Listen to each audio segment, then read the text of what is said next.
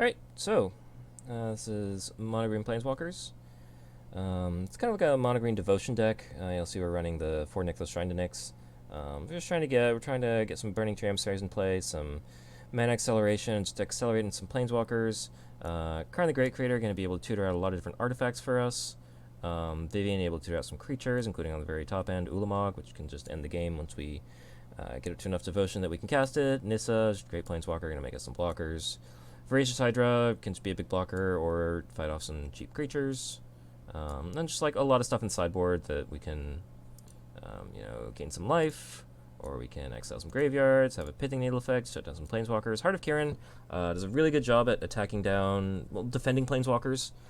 First of all, just because we can, play out Karn, -2, get the Heart of Kiran. If we have enough mana to play it, then we'll be able to crew it with the Karn itself, and we'll have a 4-power blocker, flying even. And just a lot of different things we can tutor up that'll for a bunch of various different situations. So we're going to run this through a league. And not this one, that was my last league. And we will see how MonoG Planeswalkers does.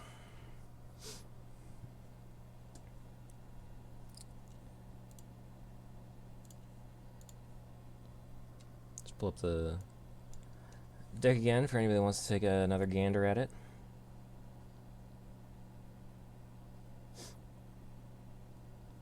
I'm definitely excited to see how this performs. I've seen a few different people playing this deck, and it looks stupidly powerful. Planeswalkers, I would just love seeing Planeswalkers do some crazy things. Vivian's +1 just looks like a ton of fun, especially. It's making your Lana Relves and your Elvish Mystics into 3/3s. Giving you, frankly, like a lot of good defense for a Planeswalker on a +1.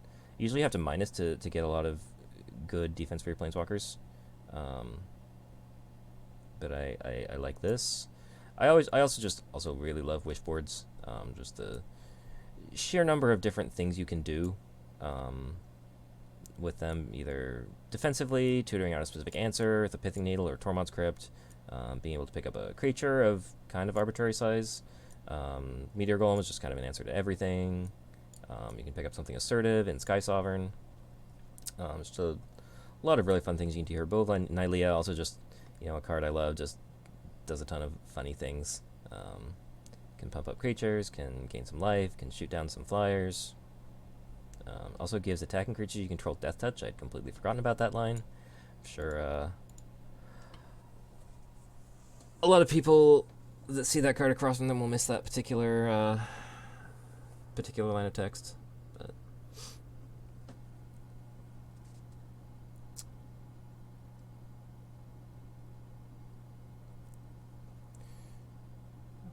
not too sure what's taking so long for our opponents in queue. Should be plenty of people playing right now. It's 10 p.m. Eastern time. Should be plenty of people playing. Oh well.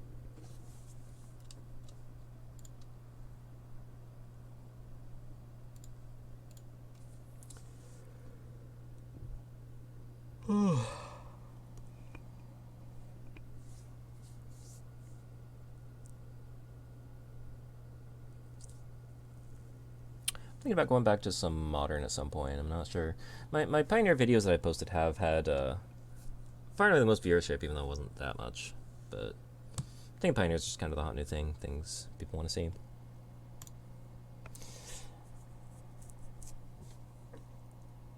Alright. MonoG Planeswalkers.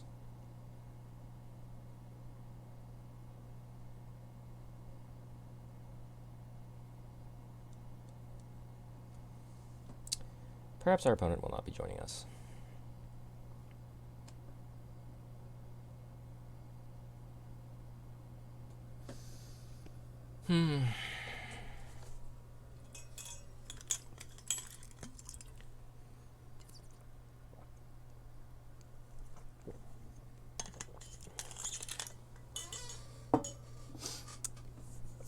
What's up, chat? Anybody home? Who's lurking in my Twitch channel?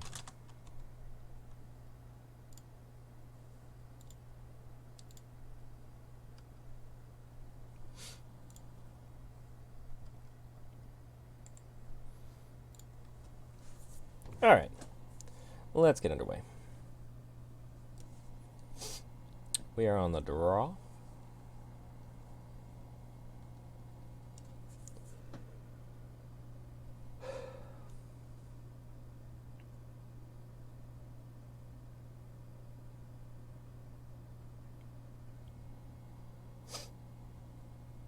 Alright. Well, this is the classic one land elf hand. I don't think we can keep this.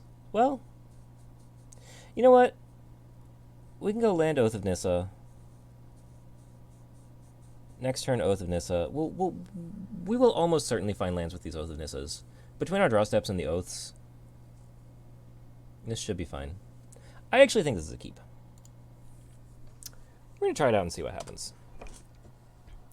If anything, I feel like the problem is that we don't have enough to be ramping into.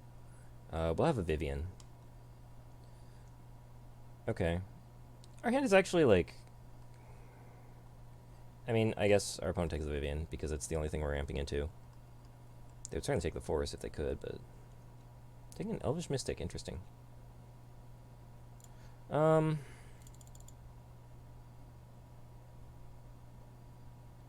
Like, I think I actually play... Oh, jeez. It's actually kind of interesting. The benefit of playing Oath is that it makes it much more likely to hit my second land drop on turn 2. The benefit of playing Lawnmower Elves is that I might possibly have access to 2 mana. The fact that my opponent took Elvish Mystic suggests to me that they have a removal spell for this Lawnmower Elves, but they don't draw it. No, I drew another one. So I'm going to play Oath of Nissa just because I really want to make sure I hit a land drop.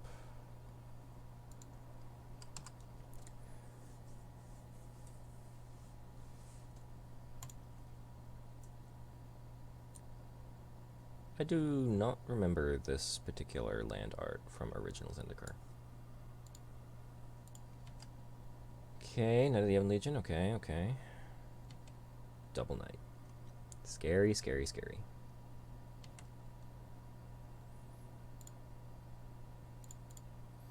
Okay, we'll just play out our ramp.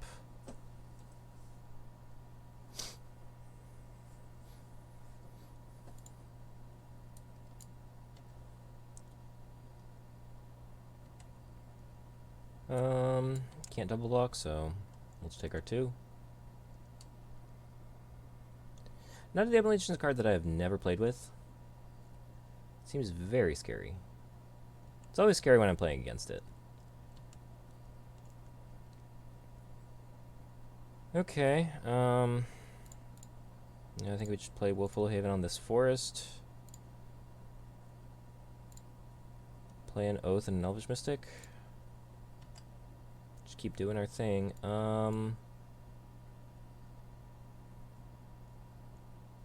Nykthos seems like it could be okay.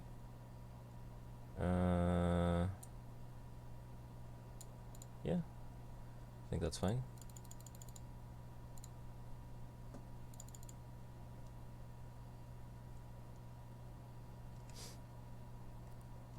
This will tap for 4 mana, at least as it stands. We just like have our sideboard open over here.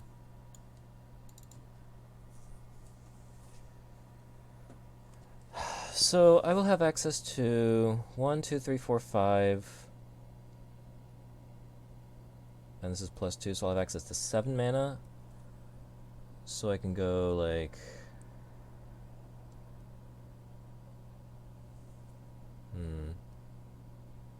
Karn Heart of Kiran is an option.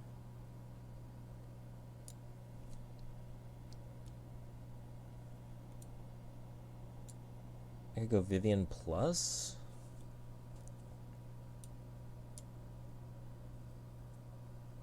Don't honestly see too many good options. Knight of the Ebon Legion just being able to become a 4/5 is really strong.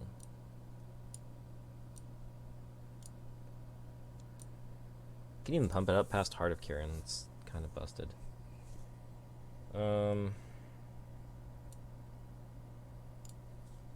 Maybe just Karn Meteor Golem. No.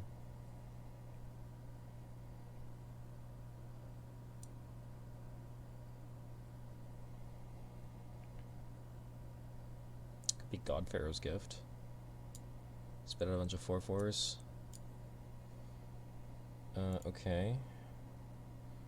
The problem is that, Aligned Hedron Network is one of our answers to large creatures, but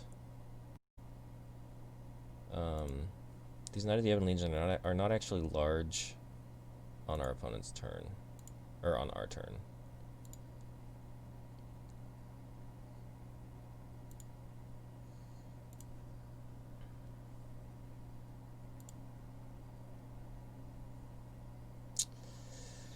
Alright, so I have access to 1, 2, 3, 4, 5, 6. Actually, I could go 1, 2, 3, 4, play the Vivian, play a land, and then the Nykthos taps for 7? That's something. Alright, this is 4 mana, and then this is a Nykthos activation for 7. So I could go Vivian, Karn,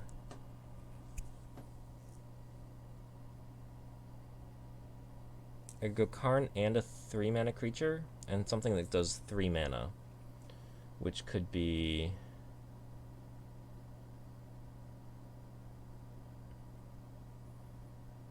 It could honestly just be Pithing Needle on Knight of the Ebon Legion? Could also be Sky Sovereign. Could also be Stone Coil. Reach, trample protection from multicolored. I could also get a creature and then put 2 counters on it. So I could have a 5/5 Stone Coil Serpent. Problem is that whatever creature I'm going to get is mostly just going to die. I think I could protect my Karn so that I get, like, a Meteor Golem. Alright, well, I think, I'm pretty much making this play. And then I'm pretty much making this play.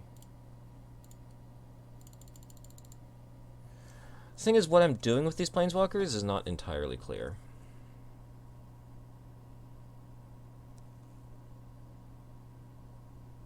Stonecoil Serpent is a 5/5, which can block the Gifted Aetherborn.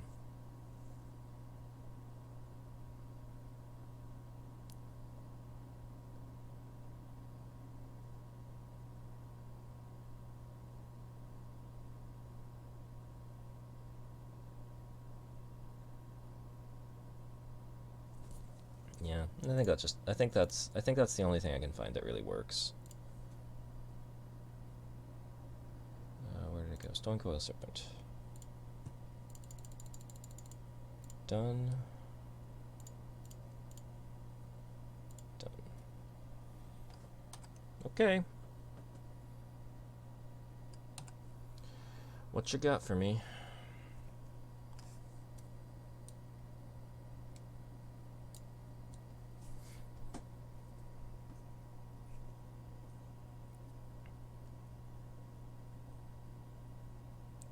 If all this lives, I think I can get a Meteor Golem to shoot down a Knight of the Ebon Legion.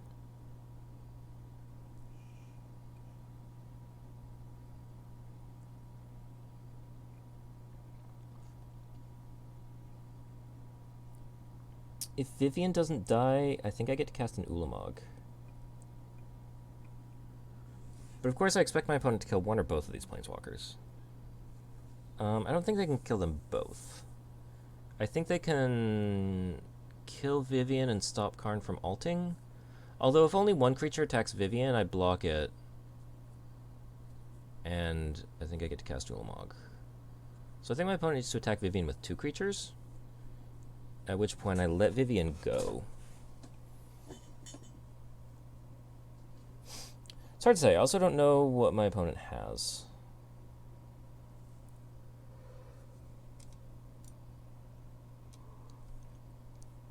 One thing I really dislike about Magic Arena is that when you zoom in on a card like this, it shows their loyalty as however many loyalty counters they have. So it's like if I want to know what the starting loyalty of a Saurian Imperious Bloodlord is, I can't get that information from the battlefield in Magic Arena. Like if this Sorin had 9 loyalty, it would show a 9 printed right there. There's no like counters on it, which is really annoying. It's also the same thing a lot of times for creatures' power and toughness. If it's being pumped by a lord or something, it displays as whatever it is. Also, annoyingly on Magic Arena, whenever creatures take damage, it actually reduces their toughness, which is explicitly not how Magic works. That's just kind of how Arena displays it. I assume it's just sort of much easier for people who are less familiar with Magic to understand what's going on in that case. But I find it kind of annoying because sometimes I want to know like what the actual power toughness of a creature is. But oh well. Yeah, in this game, I'm really not sure who's ahead. I feel like I feel like I'm very much on a knife's edge here. Like I definitely feel like I'm behind. But this is a really critical turn where my opponent has to try to answer what I've got going on. Because I did just play a lot of things, and I'm definitely threatening to do some really scary things, like playing an Ulamog. My opponent had nothing pre-combat, which is interesting. I would have kind of expected my opponent to at least put a counter on something.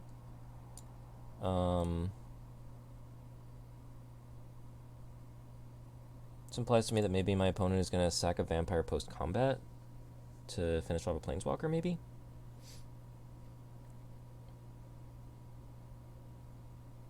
Not sure. I think my opponent needs to attack Vivian with 2 creatures at least. Yep. And then this is going at the Karn. So I can trade off the Stonecoil Serpent for the Gifted Aetherborn. I mean, I don't think it makes sense to block a Knight of the Ebon Legion, because Vivian is dead if my opponent wants Vivian dead. So I can't save the Vivian. The only thing I can do is block this, which is going to be a trade.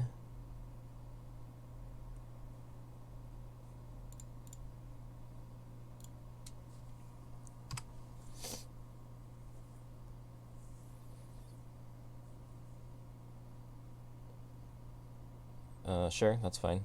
So my opponent's going to finish off the Vivian, and then my opponent might throw this knight at Karn.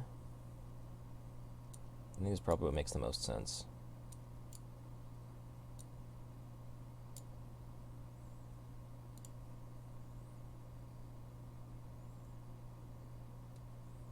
Yeah. So not ideal, but I think that's just kind of how things went. We'll draw a card. We'll play a 2/2. And I guess make another 2/2.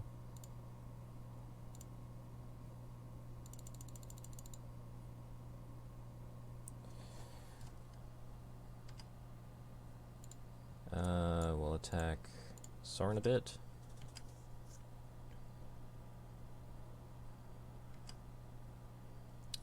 So we have 6/6 of power toughness on the board. So we could block and kill this Knight of Ebon Legion in theory. Our opponent can also plus to... Yeah, and this attack makes me feel like our opponent has like a push or something. Like, I don't want to throw my entire board into this, so we're just gonna... Do I even chump? I mean, my opponent can pump, have me take 5, and get a counter.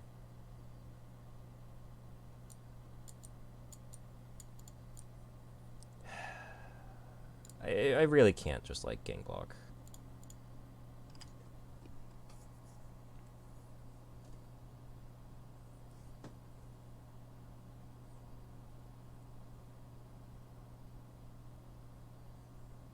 Not sure what my opponent is saving the plus on Sorin for, though.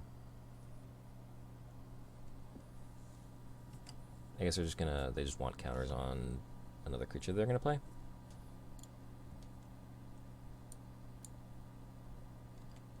Sure.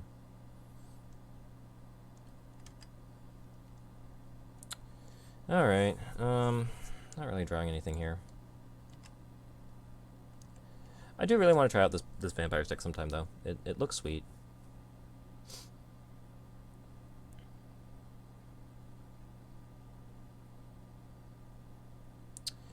What do I need here? Nissa would be... I mean, this is not even that amazing. I just really don't have any traction here. I can't really deal with anything my opponent's doing.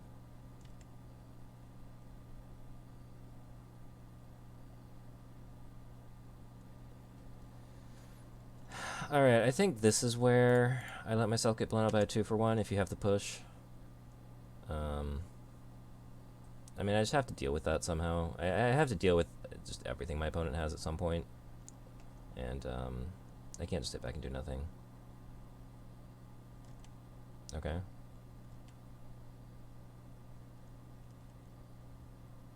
Okay. Maybe I would have killed the knight if I triple blocked it. Yeah, apparently I would have. Okay, that's strange to me. It strikes me as a very strange attack my opponent made.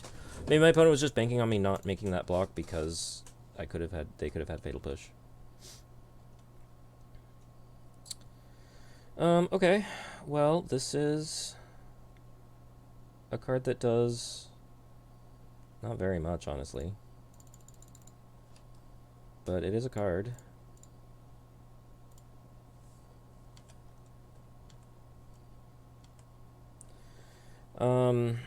So we can have Elvis Mystic eat the Dusk Legion Zealot. The 3/3 eats 2/2 and 1/1 jumps 3/4, except there's a fatal push, so that's obviously not gonna work.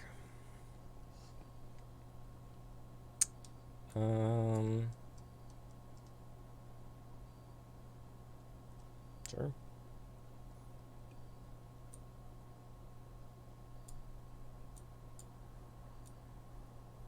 I feel like quite a bit of this deck was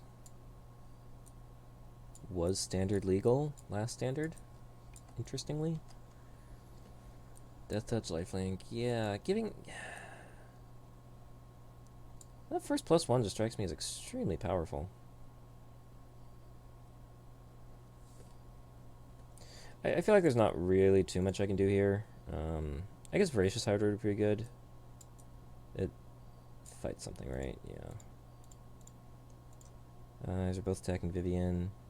I guess I want to protect Vivian. It's kind of awkward, though, because, like, I'm not going to have a creature for Vivian to put counters on unless I draw one, which I definitely could, but... no, I think we're just going to scoop it up. Okay, I guess I can bring a Sky Sovereign in. Still would like one and play to tutor for, but it's one of the deals with playing a Wish deck is that you're not doing too much sideboarding. So I'm cutting one card. I'm just cutting it with Nissa.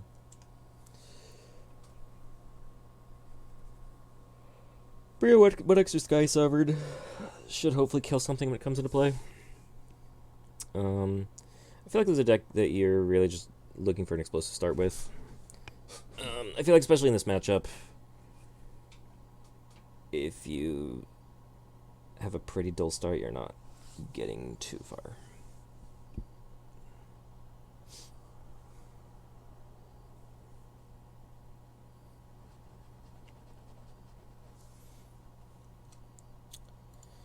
Yes.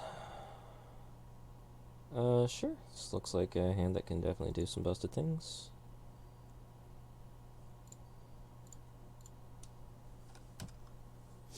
Would love to see a, Nykthos. Push. It's fine.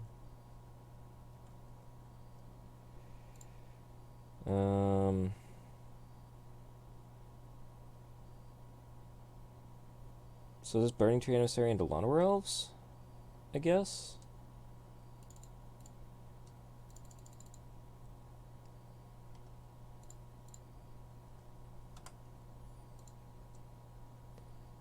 Really wish we could add another green to play the Oath of Nissa, but it's fine. Another Fatal Push, okay.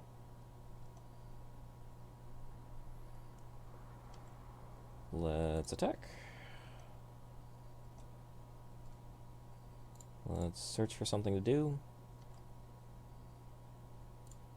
Only one option. And this didn't actually do very much. I think I looked at this Burning Tree Emissary and I thought the hand was going to be really explosive, but like you really need Nykthos to make Burning Tree Emissaries explosive.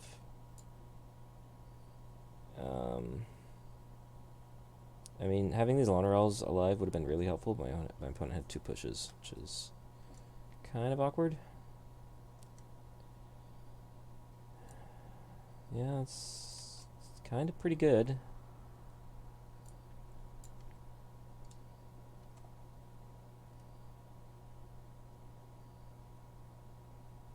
Okay, well there's the Nykthos.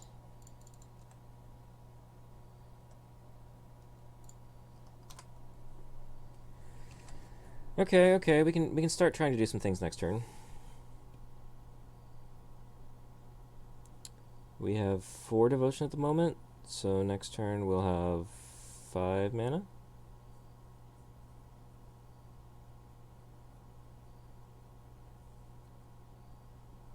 So that could let us Nissa untap. No, the Llanowar Visionary taps for mana.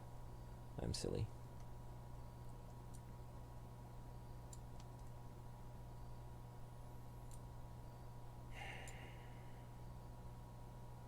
Sure.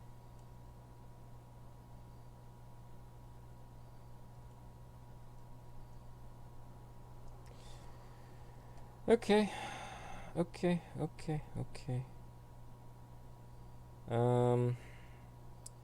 think this is gonna be Karn Tutor for Pithing Needle.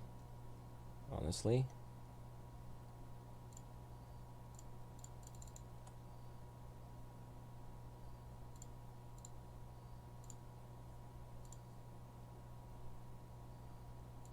Pithing Needle. And unfortunately I can't play the Pithing Needle, which means that my Karn is gonna die. Next turn I could play Nissa and Pithing Needle, but that will leave my Nissa very vulnerable, so I'm not even sure I want to do that.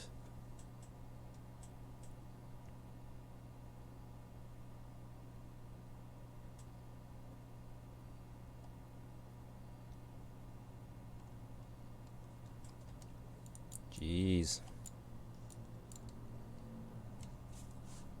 Yeah, I'm really interested in giving this this is a vampire too. I'm really interested in trying this mono black deck. This is the deck I should have been trying out instead of this mono green thing. This mono black deck seems pretty sweet too, but oh, that's silly. That's just silly. Let's get it right back. Okay, yeah. Okay, well, I can play this and play a 2/3 Hydra that eats like a 1/1. I can play Nissa, go up to 6, and have a Pithing Needle in play, but then I don't have a force back to block. So I think I would rather just play this. Name Sorin Imperious Bloodlord. That's this one, right? Yep. And then play this for 2. And fight you. So that's fine. I'm just gonna do nothing this turn. I'm not gonna block or anything, and then I'll play Nissa. Have a 2/3 and a 3/3 back to block.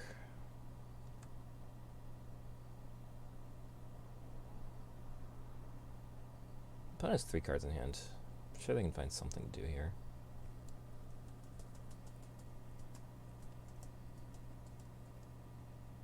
Okay. So I'm taking 9, I'm going to 3.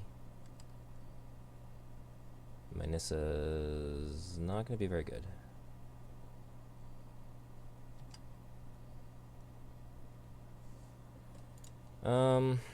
Is there anything that saves me?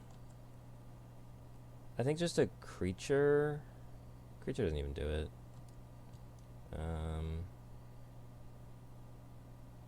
Yeah, I mean, I do this. Yeah, no. I mean, I do this.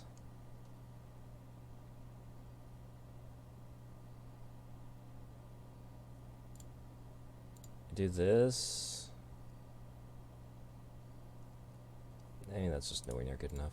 Okay. I'm making draw a card with the Visionary, but then yeah. Okay. I definitely never really felt like I was in a good position in that match. I think that's speaking more to the strength of the Vampires deck than anything about the Planeswalkers deck. But I also have not...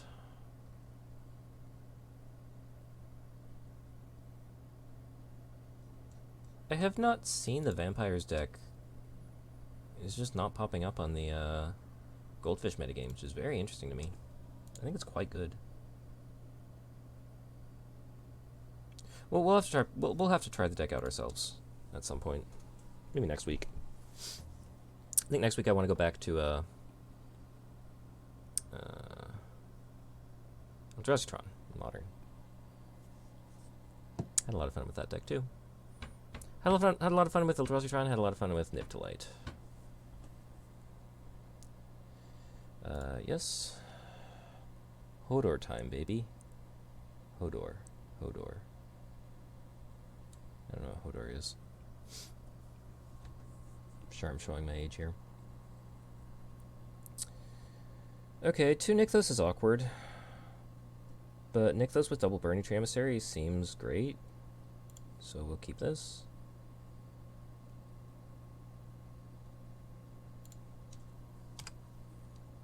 This enchants a land. Okay. This is fine.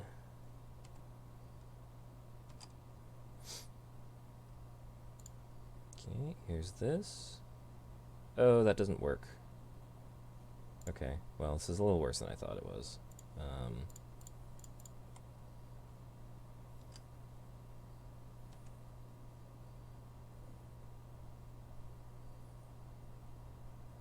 Doesn't actually work yet. Okay, well, my opponent's gonna take a Burning Tree. Oh well. Takes a lot of Visionary. I guess if I don't have anything to ramp into, then, like, this is better. Well, what do you know? Okay, so...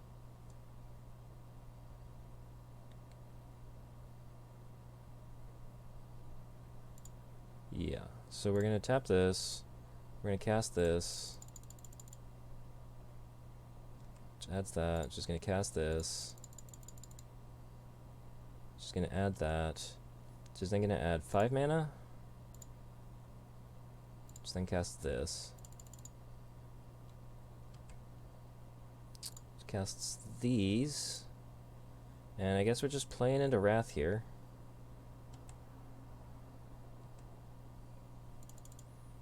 Could really use a Planeswalker this turn. Yeah. I mean, I expect there's going to be a Wrath next turn. But we're getting in for 8.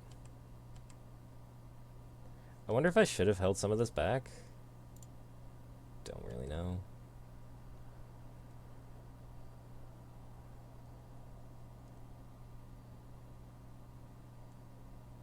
Yeah.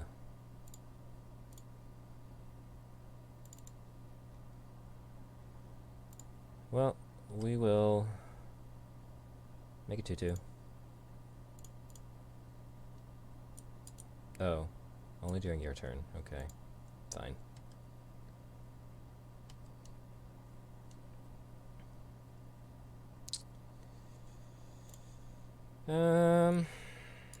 One, two, three, four, five. Yeah.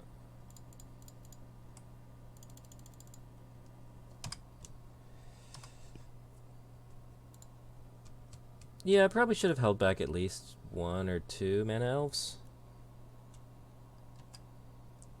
Didn't really seem like... Yeah, that was just not good play on my part.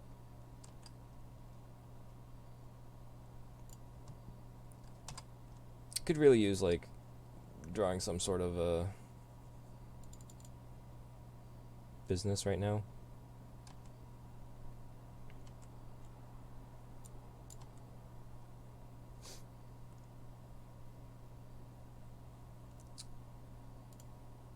Opponent also has Yorion, which is not something I realized. You got that lock, huh? So I assume we're stopping in my draw step or something? Yeah.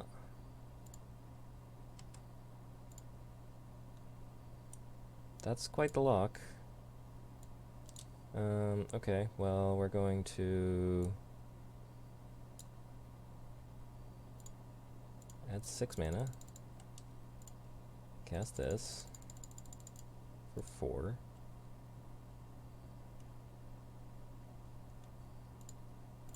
Fight you.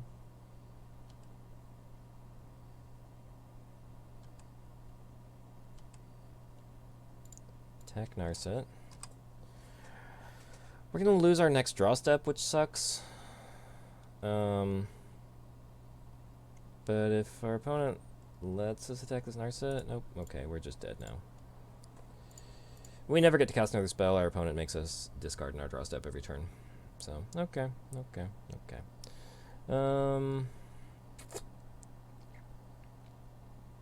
Surprised there's no Soul Guide Lantern in this sideboard. It seems like it would be good. I don't think I'm sideboarding, so game 2. This is kind of feeling like there's definitely been a few leagues I've played where I'm playing a bit more of an off the wall deck and I just sort of get steamrolled the entire league. This is feeling a little bit like it might be that kind of situation. It happened a couple weeks ago with Mono Green Stompy. I was trying a bunch of Steel Leaf Champions, Riding Regisaurs, Garruk's Harbinger. I'm not sure if it was the deck was bad or if I just didn't really know how to play the deck properly.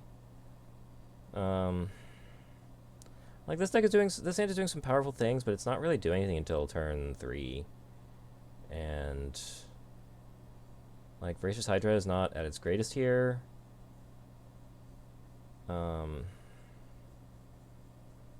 Like it feels like my opponent is definitely like not as focused on counter spells. They're running Yorion.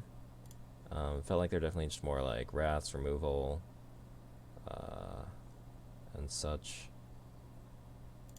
So I might be able to play a bit of a slower hand. I feel like I'm not winning a... Like, I feel like this is not an especially beatdown focused deck. We thought seizing turn 1? Yeah. Here's my hand. So unfortunately does not make Planeswalker mana, which I feel like this deck would be able to use really well. No Lawn Revisionary makes some sense. Could play a 0/1 Voracious Hydra. Did not realize this had trample. It's kind of relevant. I think I should just play this out as a 2/3.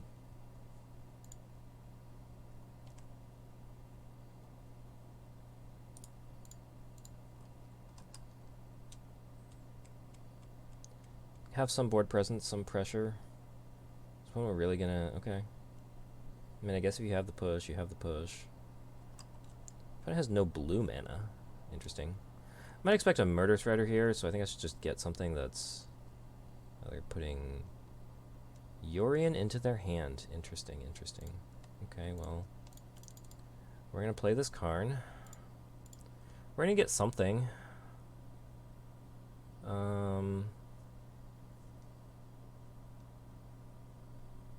I feel like it might just be like a creature. Actually, no, I think it's going to be Heart of Kirin. Yeah, it's going to be Heart of Kirin.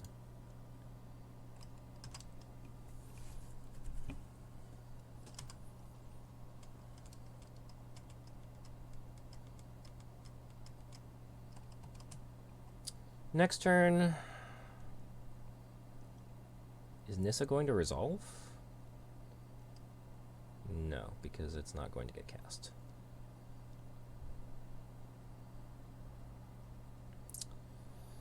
That's okay, that's okay. I could play a 6/7 Hydra. I could play a Vivian.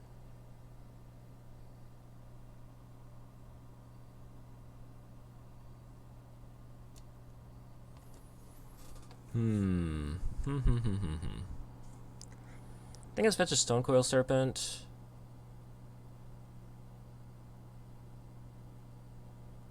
I cast Vivian.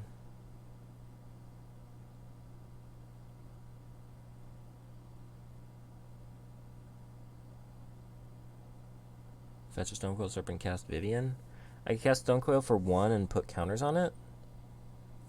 It's probably fine just to start doing things. Get Stonecoil Serpent. Play this. Play this for 1.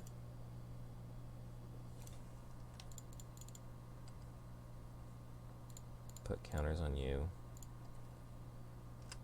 Go.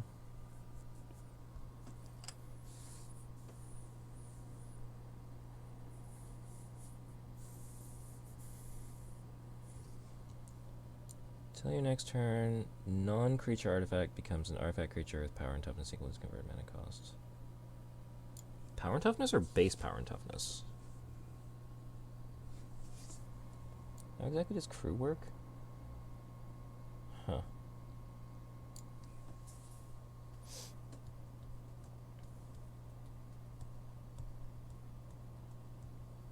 So, like, I feel like one of the strengths of this deck is that it interacts well with its, like, it interacts well with, like, creature combat.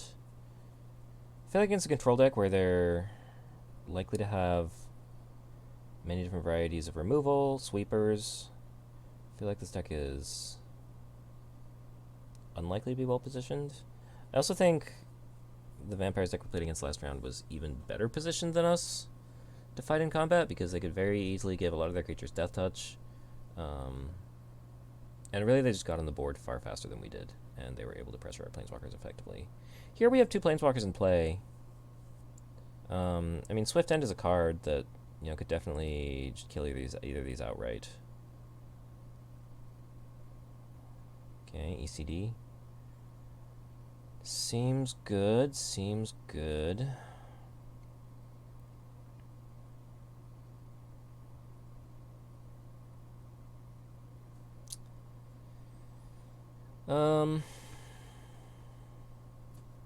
I mean, I guess we just make a very large Voracious Hydra? The alternative is make a smaller Voracious Hydra and cast Heart of Kirin.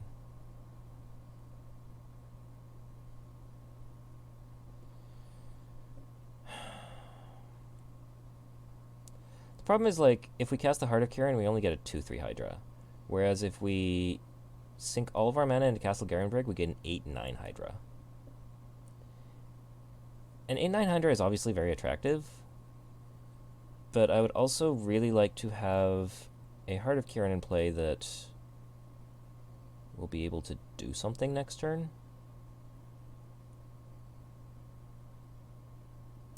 I mean, it's which is better, a Heart of Kirin and a 2/3 or an 8/9? When you put it that way, I think it just has to be the Heart of Kirin and the 2/3. So we're going to go ahead and attack first. Then we'll plus on nothing.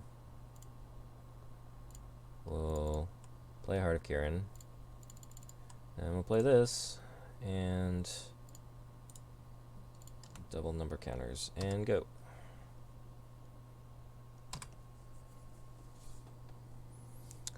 I guess it's possible that we might want to animate this Heart of Kirin. It seems extremely unlikely, like if there's a Wrath. Okay, Yorion is going to ECD. Okay. That's fine. Voracious Hydra can fight Yorion. So this is just going to hit Karn, I assume. Sure. But see, now I can do this thing where... Actually... Okay, gosh, I have to do math here.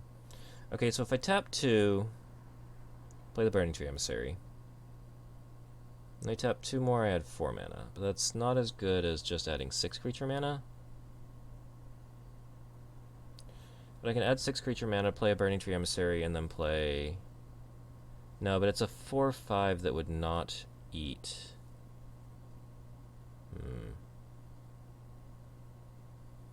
Okay, is there any other way I can do this? If I play Burning Tree Emissary, Nykthos adds 4 mana. This doesn't really work.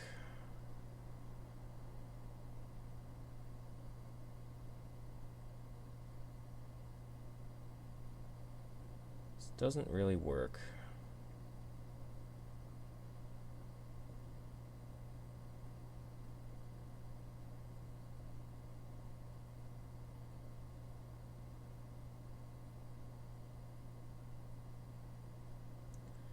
I can activate Heart of Kirin, attack with it. I think I want to keep the Heart of Kirin around, because it's a way to attack using a Planeswalker. I really just wish I had another mana, because then I could make a 5/6 Hydra that can fight the Yorion. But I can't do that.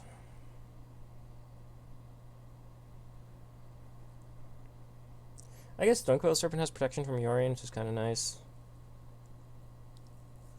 I think I should attack with both, because if my opponent blocks the Voracious Hydra, I get to kill the Yorion. Yeah. No. This, and then this, as a 4/5 that fights Yorion. Okay. Still think I'm unlikely to be in particularly good shape. My opponent has 5 cards in hand. Just a Wrath is pretty awful. I can't even cast this Karn because it's a non-creature spell. If I draw a land, I can, but okay.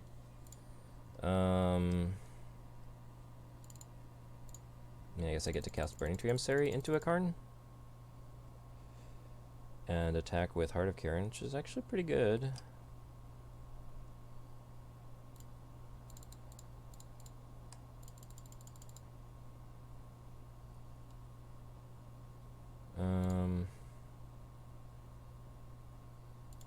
I assume I want to get something here. Maybe a Godpharaoh's Gift. Seems like it could be pretty good.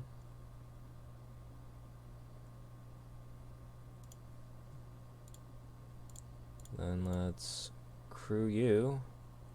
And I'm kind of expecting a Fatal Push here, but I have to check. Sure.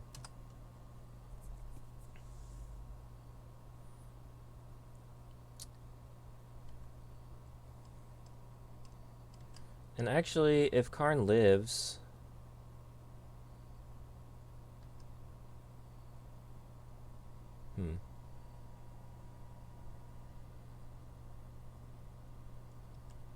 Fairy.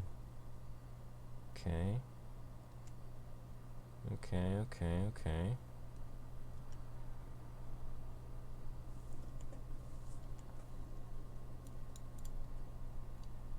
So... Godpharaoh's Gift gets me a string of 4/4s. Doesn't actually give me 4/4s.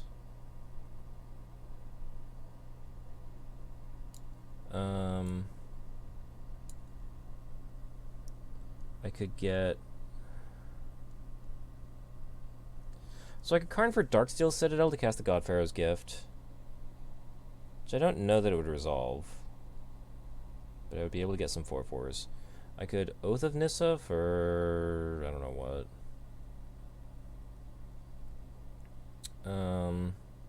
Karn is not living through this turn, though, so...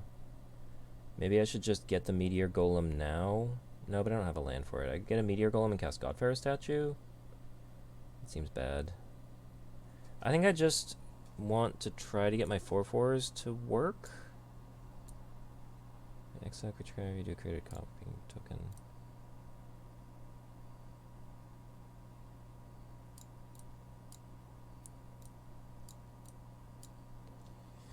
Yeah, okay. I think this is the line.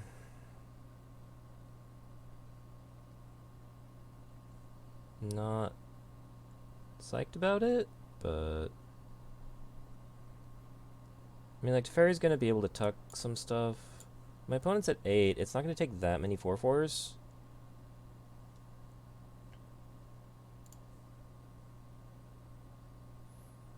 Also, like, a counterspell ruins my day.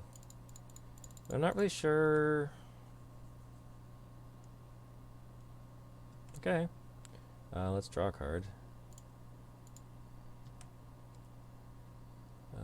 Llanowar Visionary. Draw a card. Can't attack. Not yet. I mean, it could be like an ECD or something. Just eats the Godfarer's Gift. Yeah. ECD, man, what a card.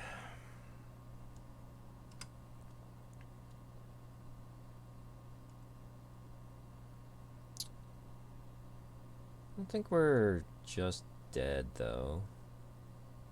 Surprised that our opponent's trying to attack. We've got some draws that let us keep doing things. That's not really one of them.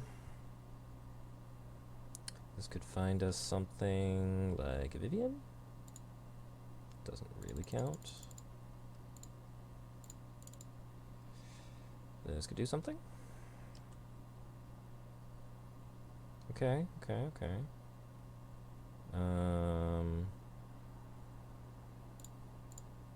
There's that. I maybe should have held this back, because Wraths, but...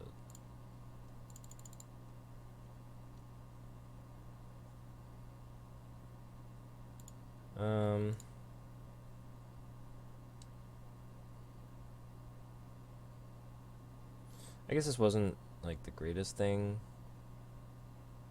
Like, I should have attacked, and then Visionary could have killed Yorion.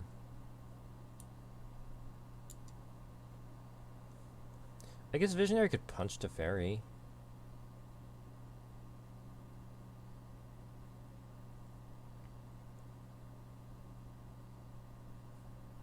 Actually, I don't hate that.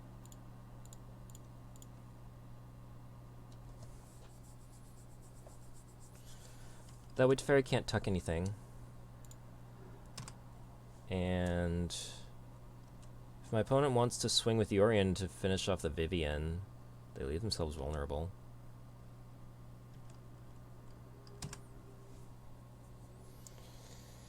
I mean, but my opponent could just easily have a Wrath or something.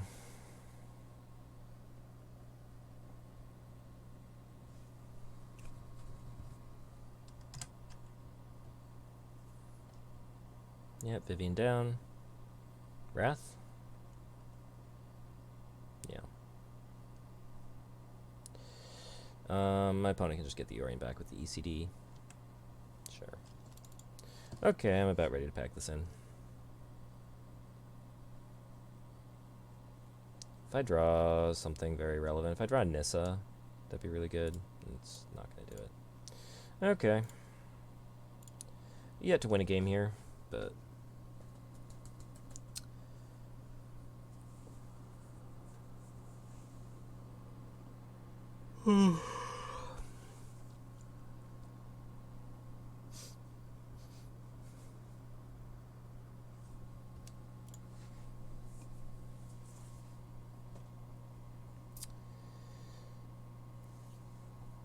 Alright. Scrub Daddy. This is a 4-land hand that ramp into a turn 3 Karn with some Burning Tree Emissary action. Seems okay.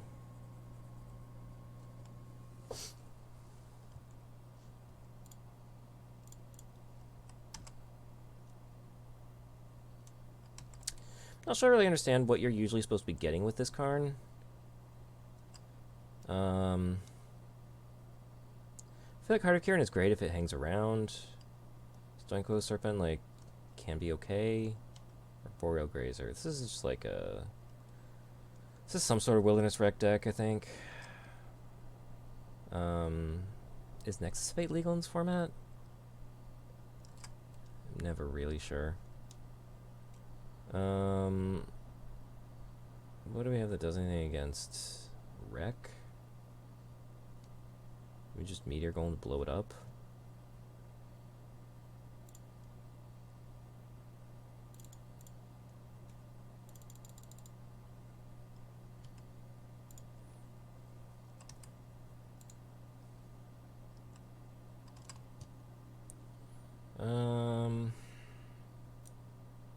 Godfair statue might be good.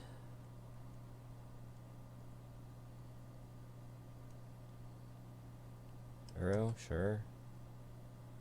Because every deck with blue and green in it is running Uro.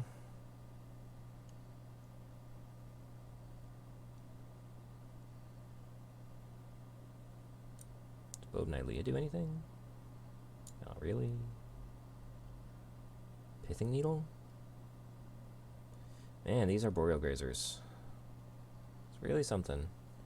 I don't have 3 cards in hand, though, and no fetches in Pioneer means Uros. Well, I mean, there's Fabled Passage, but it's at least a little bit harder to do something with that.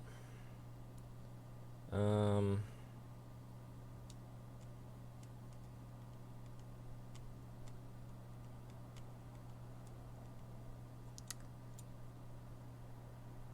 think I...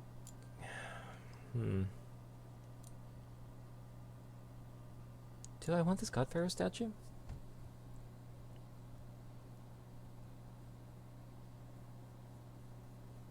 They're down to 3 cards in hand.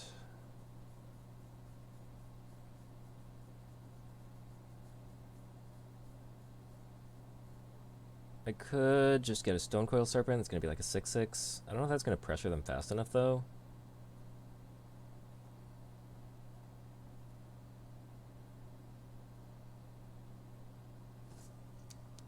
Maybe Sky Sovereign. Or it could just be Heart of Kirin.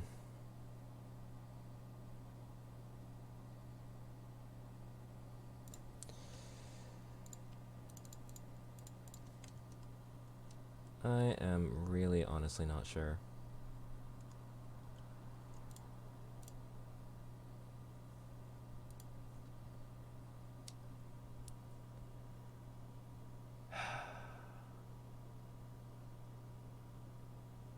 Next turn I'll have access to 7 creature mana, or just 6 mana overall.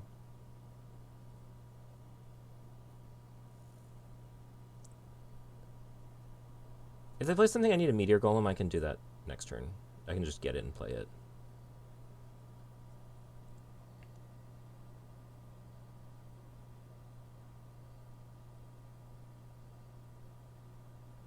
I think I want something that's just going to be able to attack and present some sort of clock. I think that's Stonecoil Serpent.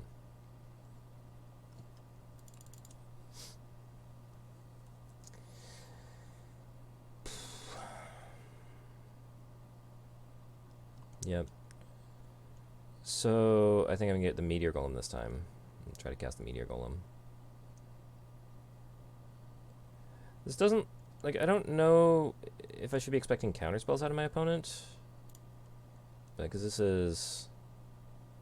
Yeah. So we're going to get Meteor Golem this time. Yes. Meteor Golem.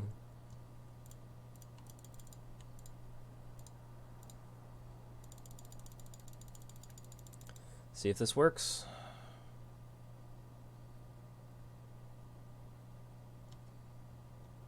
Actually, maybe.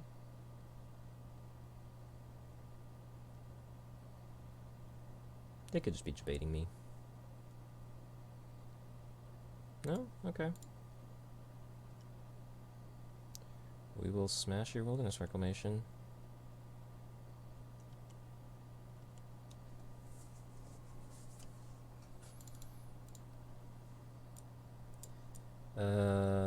Non-creature artifact, so that's not going to be making Meteor Golem a 7/7, unfortunately. Growth Spiral, sure. This is kind of why I thought the Godpharaoh statue might be good, because like a 4-mana Growth Spiral is pretty bad.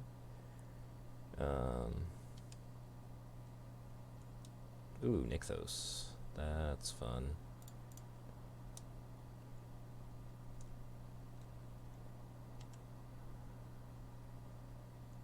What are we getting here? We're getting a Nissa. Okay, okay. Yeah, we're pretty happy about that. So this is just 5 mana straight up.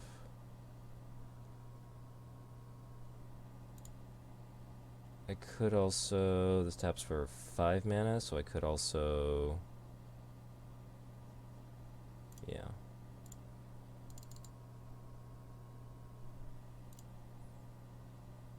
Okay. Just gonna take this up on nothing. We're going to take this up on a forest. I think we're just gonna start attacking. I think we need to get our opponent dead here pretty fast.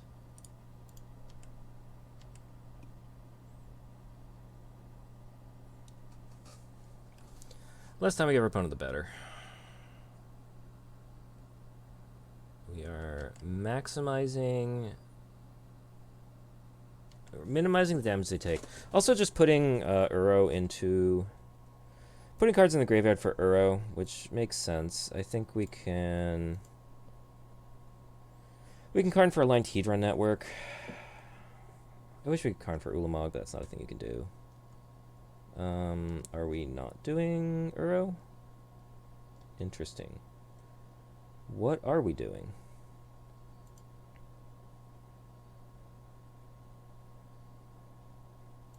Indeed, what are we doing? I don't know. Like Aether Spouts? So like a tap all creatures?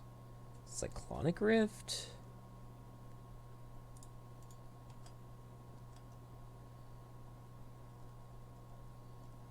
Shark Typhoon? I guess Shark Typhoon makes sense. Torrential Gearhulk. Okay. Is this just like a growth spiral?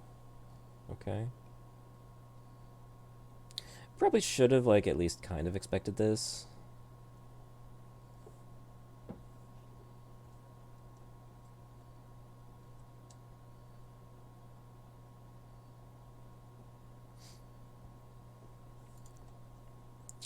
So if you block for 3, I at least get to, like, Vivian shoot it down.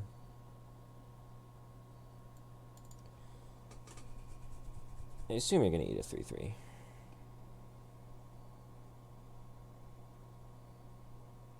That makes sense. Is there anything I do with this mana right now? I don't think so. So you take, I don't know, what, 9 damage or something? Okay, we just plus on you, nothing.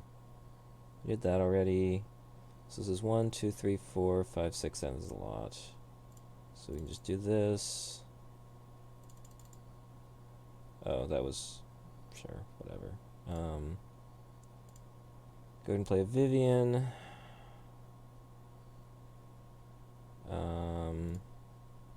Tap this for creature mana. Tap this. Play a large one of these. Done. And then have you punch you.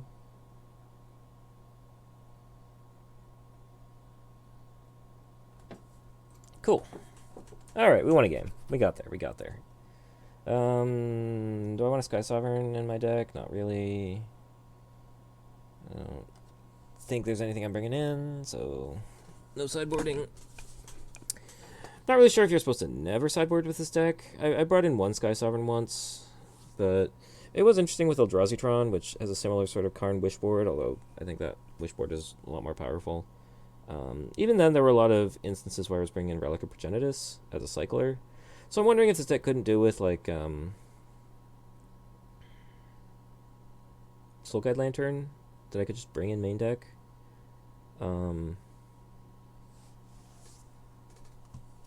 Yeah, I don't know.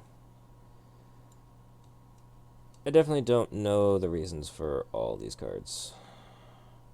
Like, Bow of Nylea, when does this come in? Is this just for life gaining? I guess I feel like I've wished for a decent variety of these things. This hand doesn't have a payoff. Oath of Nissa might find it, but it's not really clear. I feel like I kind of need to be getting to a Karn in order to be able to fight the Wilderness Reclamation.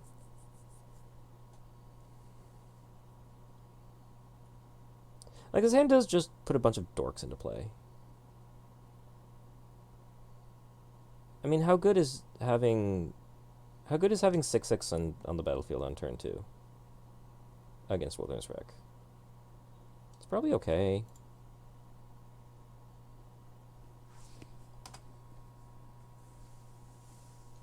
I mean, it's not like they're running Wraths to be able to wipe my board. They're not Teamers, so they don't have Anger of the Gods.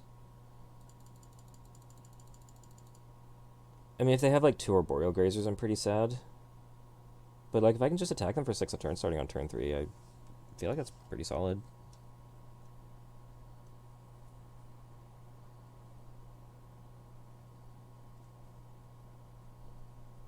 That's... okay.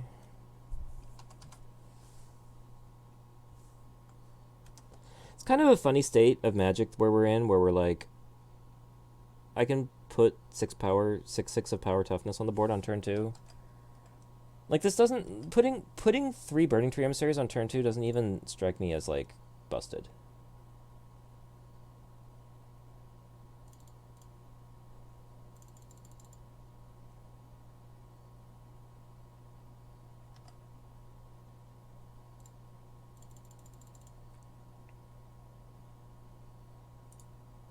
Like, I mean, it's obviously good, but the fact that it, like, almost kind of doesn't seem amazing is, like...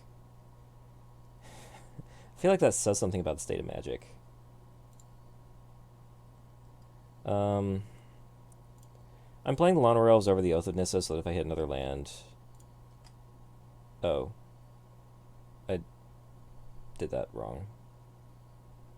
I thought I was choosing between having the Elves in play or having the Oath of Nissa in play. But I figured if I hit land, then I can go Nissa next turn. But obviously, like, playing the Oath was better than dealing 1 damage. As it is, not punished.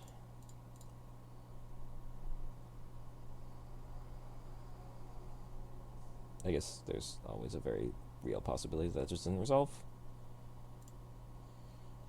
But that's okay, I got some Burning Tree Emissaries in play.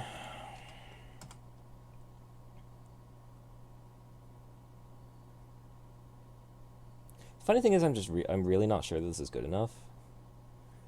I mean, if we go Wreck on tap...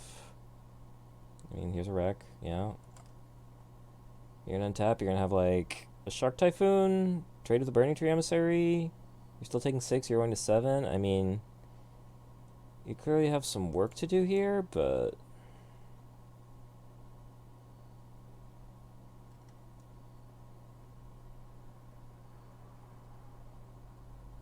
I mean, I guess this is really good.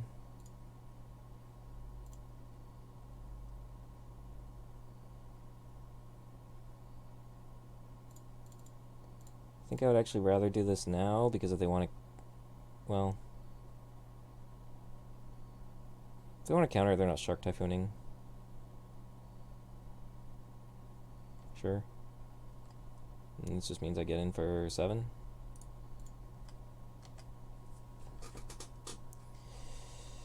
Okay. You only have 2 cards in hand. Can't do that much. You only have 1 card, so like a Shark Typhoon is a 2/2, which doesn't save you. I guess I'm not even casting this Nissa. If it's a... What's the 4-mana draw 2 with the, like, is it mechanic? That could let you get back into this. But even so, you need to block 2 creatures. Because if you just block a Burning Tree, so you still take 6.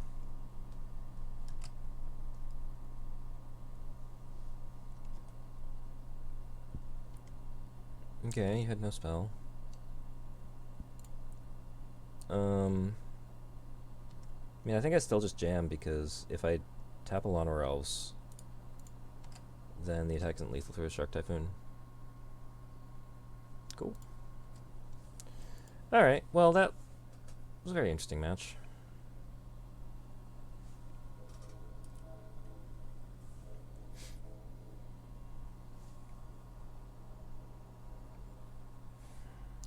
I really don't know how to feel about Wilderness Reclamation just like as a card / deck.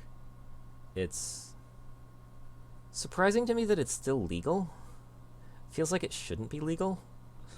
It got banned in Standard. I think it's banned in Historic too, right? It's hard for me to keep track of what's banned in what at this point, honestly. I think it's banned in Historic. It's just funny. It's also just funny to me that there's things that are banned in Historic that are not banned in Modern, and things that are banned in Pioneer, or things that are banned in Historic but are legal in Pioneer, and things that are banned in Pioneer but are legal in Historic. Like, it feels like the format should like keep going. It's like, if it's banned in Pioneer, it should be banned in everything above it. But this is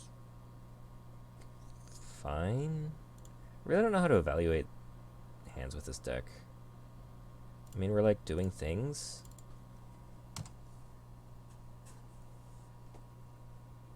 I mean, I feel like I want to be getting to a Planeswalker though, and I'm not getting to a Planeswalker. Toast XP? It's not like Disguised Toast, is it?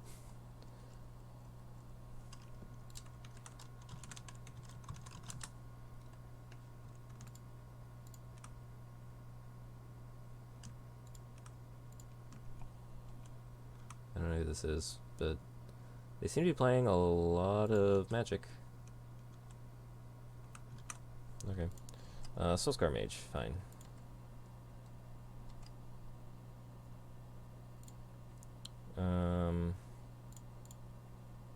Put Wolfwillow Haven on this forest. Tap this for Oath of Nissa. Get a Nykthos. Play Llanowar Elves and pass.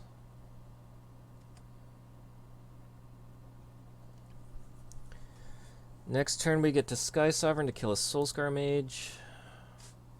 No, we don't. Never mind.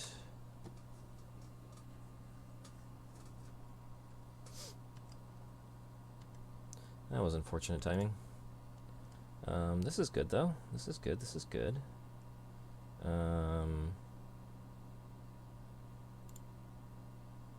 So this taps for 4, right?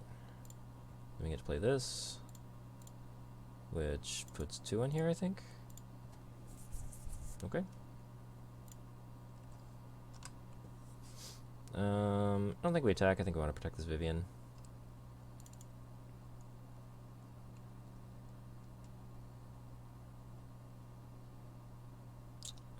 Okay.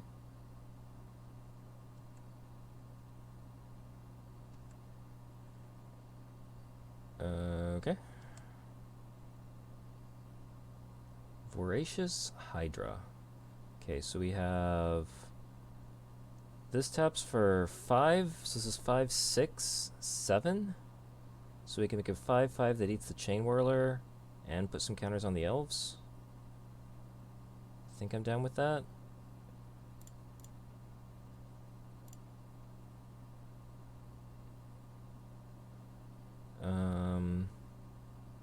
The other option is we want to make it 2/2 for some reason, which only lets us make 4, which I'm really not interested in, so we're casting this for 6. Done. And let's fight you. That's interesting. I did not realize that was how that was going to work out. I'm actually kind of interested in fighting this Soulscar Mage. Huh. Just to keep the board clear. Don't hate it.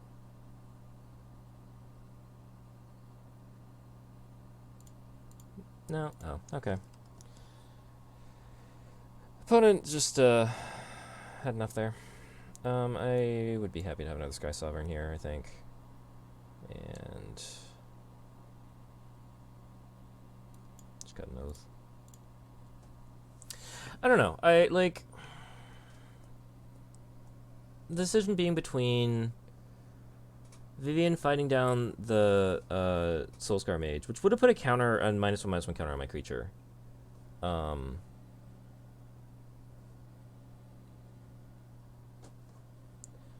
The reason to do that being that I'm kind of scared of what they can do. Like I don't exactly know what our opponent's deck doing. I'm sure they can play sort of flurry of spells. But like if I just put 2 counters on the Lawnmower Elves, I have a 4/4 and a 3/4 to hold back a 1/2 prowess. And I would have my Vivian on 5 loyalty. Like if I took the play to kill the Soulscar Mage, my opponent my Vivian would be on 1 loyalty and be vulnerable to like say another Chain Whirler. This hand just doesn't do anything. It doesn't ramp into. It doesn't ramp. It's just got a bunch of big cards, so I have to mulligan this. This is not great, but I think I have to keep it. I mean, it's sort of like the same hand, but worse. But I mean, I think playing a 2/2, I think like having an early play is fine. That's 2 early plays. That's also fine. I need the Nykthos to really go off with this hand. Sure. Sure.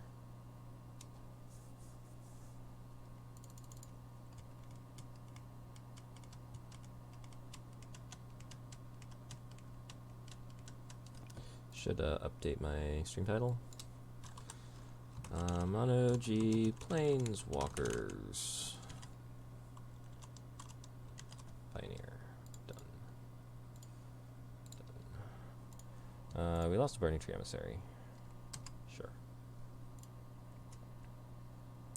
Opponent apparently not scared of our Planeswalkers.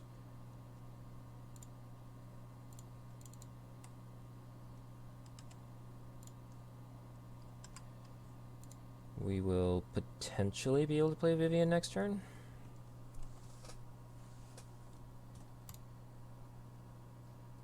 Potentially. I would say unlikely. Yep. We do get to hold off the Bomat Courier, though. So that's nice.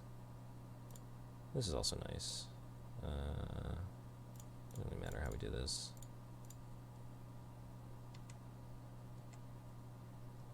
This is going to be a Vivian next turn. Or is it going to be a Karn?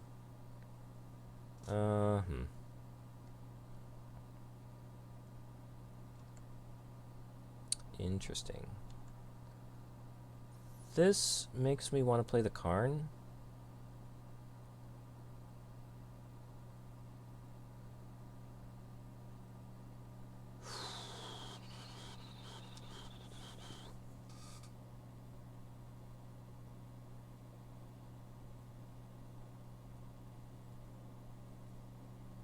Yeah, I think I want to play. I think this definitely makes me want to play the Karn. The upside to playing Vivian is that it gives me more mana with Nykthos next turn. But I think just making sure that my Planeswalkers don't die to the Heart of Kiran is a much higher priority. So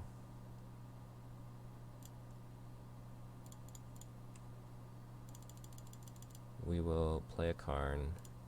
We will minus the Karn. I think we get Stonecoil Serpent. Just as a like a thing.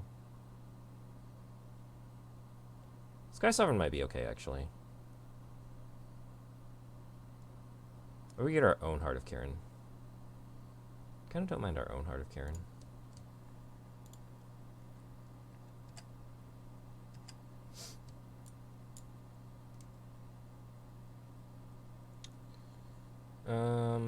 Okay.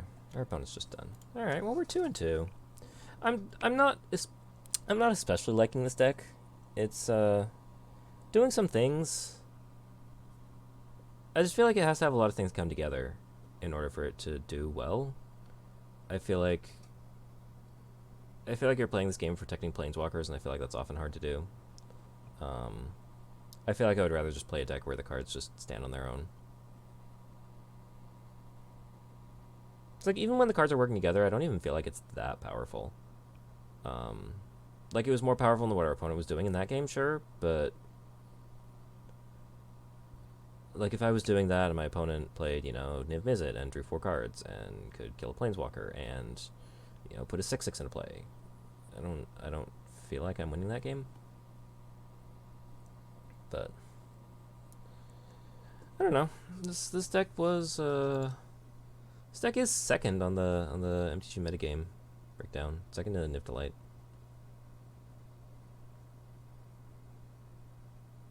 And I just don't see vampires on here anywhere, which is very... Oh, here it is. It's only got 4 decks.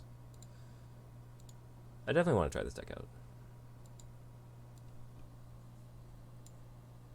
This deck we played round 1. I feel like there's a lot of things to do with this deck. Knight of the Emily is just an insane card. Sorin, great. You can put Kalidas and Champion of Dusk into play. I mean, like, I turned it too early, but still, that seems fine. Yeah. We're going to try that deck at some point.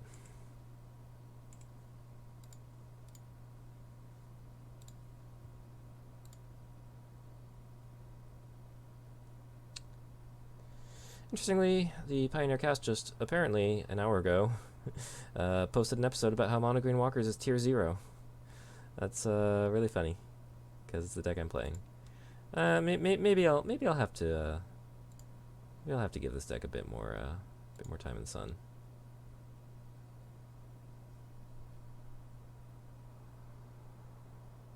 We'll see.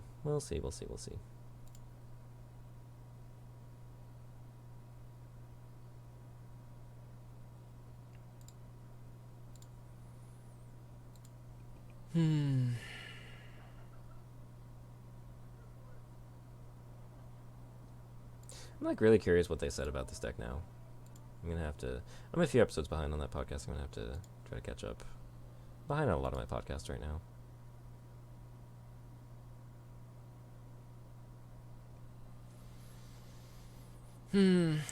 I'm surprised that it's this hard to find it. We had a really long wait for our match 1-2, but like, we're at 2-2, so we should be able to be matched against anybody 0-0, 1-1, 2-2.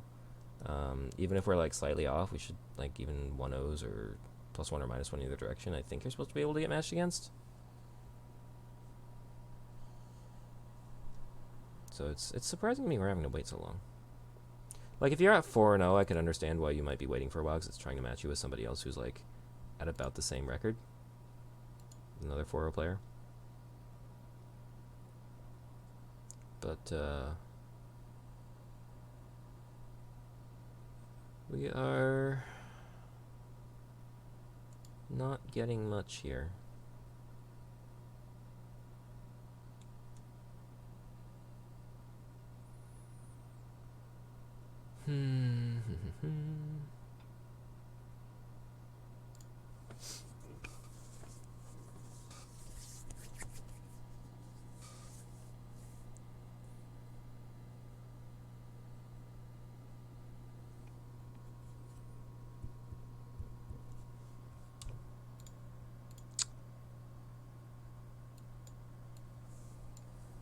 Let's just have a look through the... of course. Just as soon as I pull another page on, we're getting matched. Okay, let's go. Eternal Blaze. Are you playing Burn? Sounds like you're playing Burn. This seems fine. We're gonna do some stuff. Any hand you're playing a turn 1 Wanderer Elves. This seems like a pretty decent hand. I don't think Wilderness Wreck is going to be playing Botanical Sanctum. That feels like not a land that Wilderness Wreck would play. Maybe like Simic Flash? Oh, this might be Jeskai Ascendancy. This could be a problem. This could be a big problem.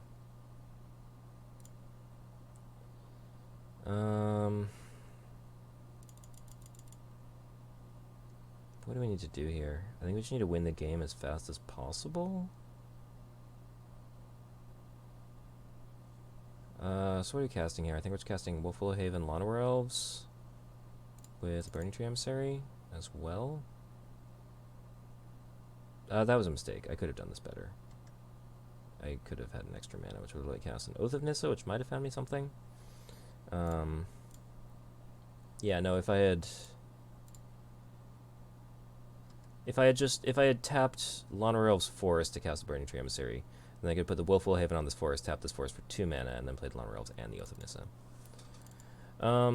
Yeah, I need to be worried about dying, not this turn, but... Well, it depends if my opponent casts the, Jeskai Ascendancy this turn. Godfair Statue is good here?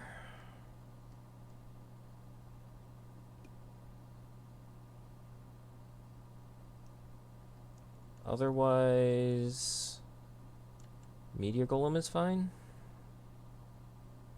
I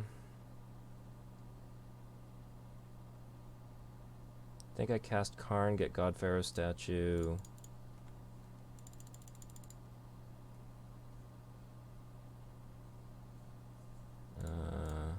-2. Yes.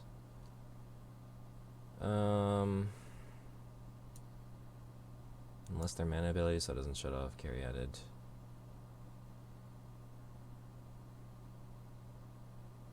Could also be Damping Sphere.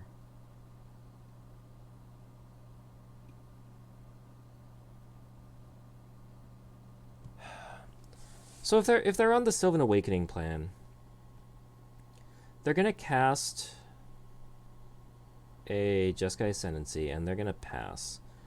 And then they're going to cast the Sylvan Awakening, which would cost 5 mana.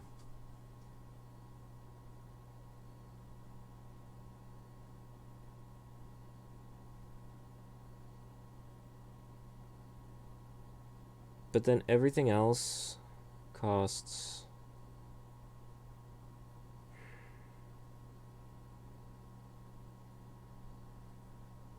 I don't know, I'm just not sure that Godfair Statue is ever enough.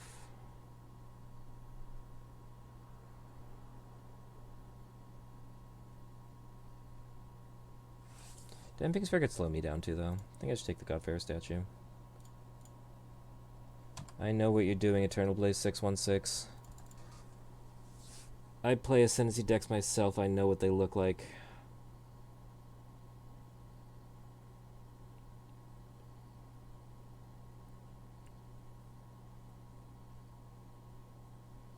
Also, Godfair Statue is going to let me use Karn to start attacking with it as a 6/6. Which is good, just putting my opponent on a clock.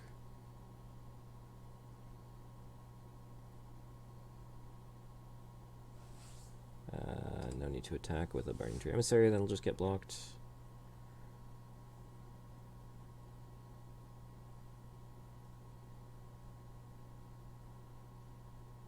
There's the Ascendancy. No?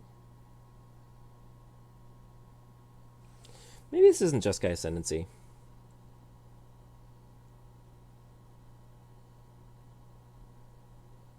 Maybe this is not Jeskai Ascendancy.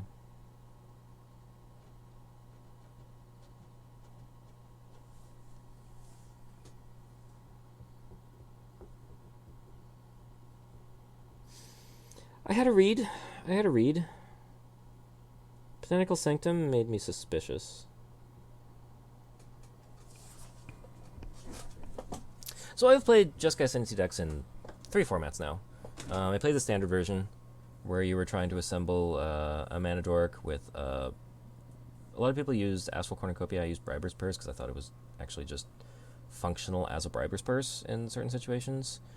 But essentially a 0-mana artifact. You're trying to assemble a mana dork, a 0-mana artifact, a Jeskai Ascendancy, and a Retraction Helix, which lets you tap the mana dork to bounce the 0-mana artifact that you then cast to untap your mana dork, and you get to loot through your deck to find your one of Altar of the Brood, which lets you mill your opponent out. I've played Jeskai Ascendancy in Modern, which I think is probably where most people are familiar with the deck. You just get like a Sylvan Caryatid or a Bird's Paradise, or like any mana dork. Fate Stitcher also works, which is a 4-mana creature that taps or untaps permanent, so I can tap or untap lands. And you can unearth it out of your graveyard for 1 mana, so you can loot it into your graveyard. and then get it back for 1 mana, and tap and untap your lands.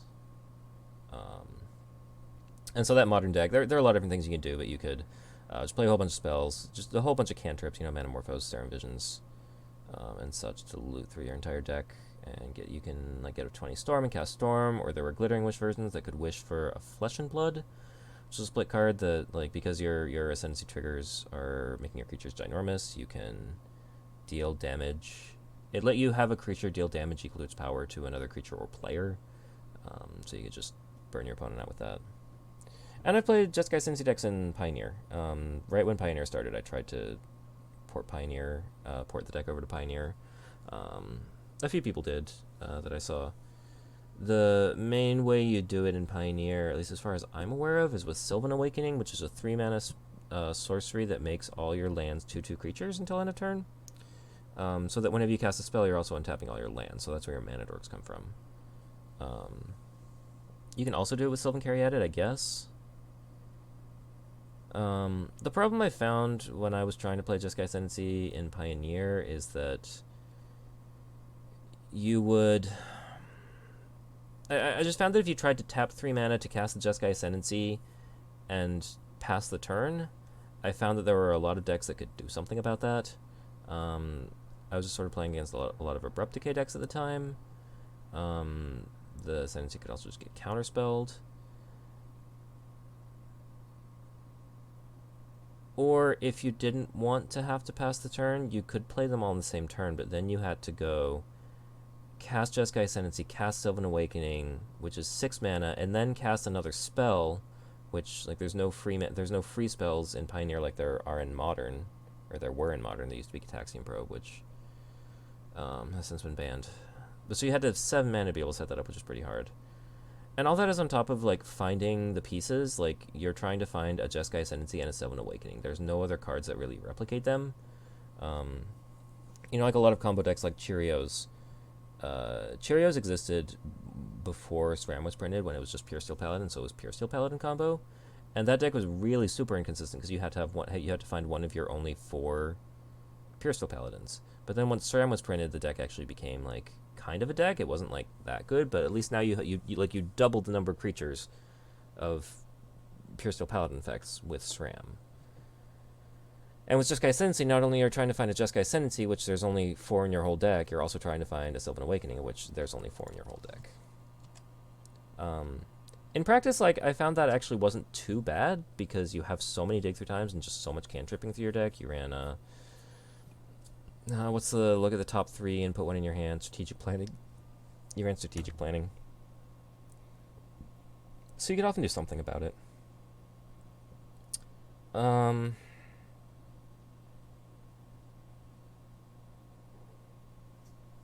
Here, like, I think we're just playing a God Pharaoh statue and probably tutoring the Meteor Golem. Well, I'm really not certain anymore that our opponent is playing Ascendancy. So, what do I want to do in that case? Do I just want to get the Stonecoil Serpent? Because I think probably I'm just going to be Karn plussing on the God Pharaoh statue to attack. I think I would then want to get the Stonecoil Serpent just as another attacker. So I think we're just going to play this.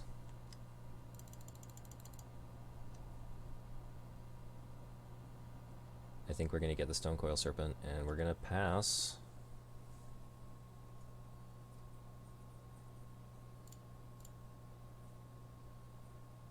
I could cast the Stonecoil Serpent. Well, I can cast the Oath of Nissa, actually.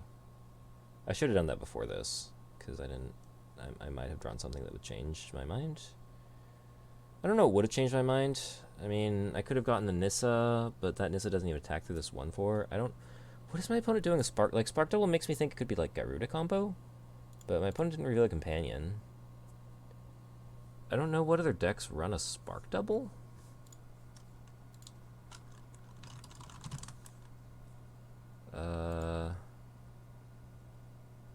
MTG Goldfish has nothing but commander decks.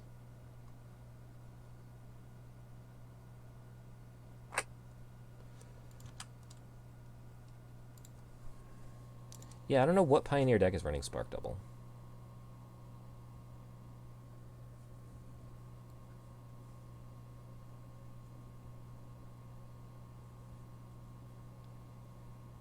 Botanical Instinct makes me think it's some sort of combo deck, or at least some deck that's like planning to operate on not that many lands.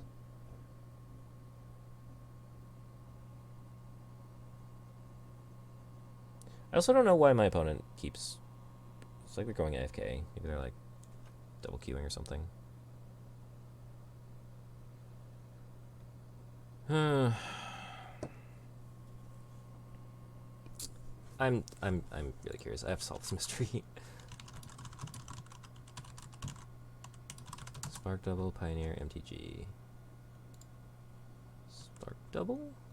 No. Deck? Turn 3 Neoform Pioneer deck?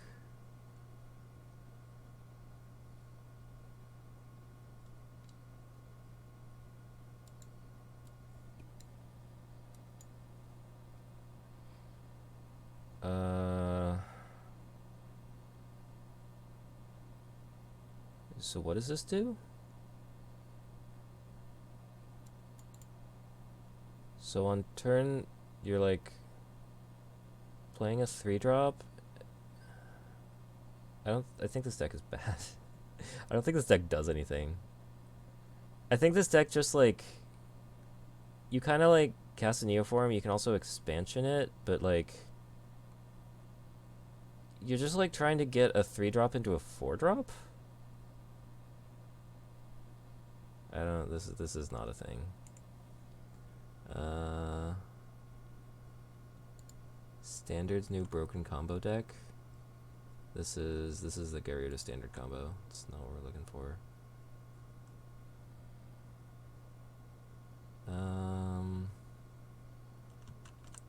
Does MTG Goldfist let me search like Spark Double? So like I know that it lets you, like I know you come down here and it shows you, okay, all formats. Everything but Pioneer.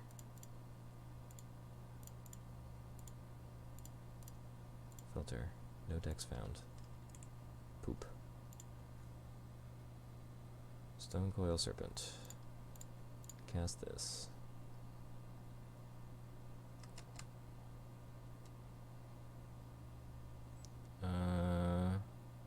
Probably want this Nykthos.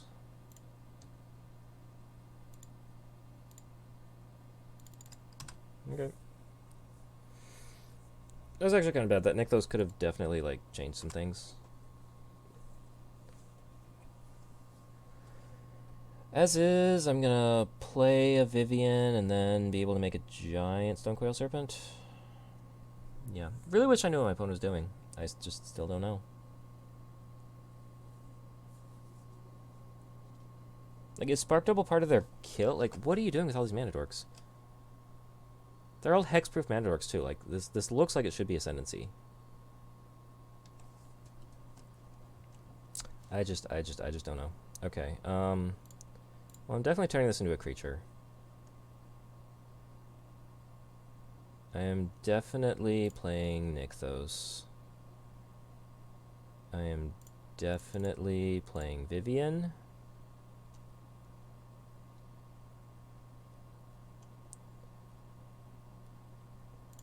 I'm definitely putting some counters on this, I think.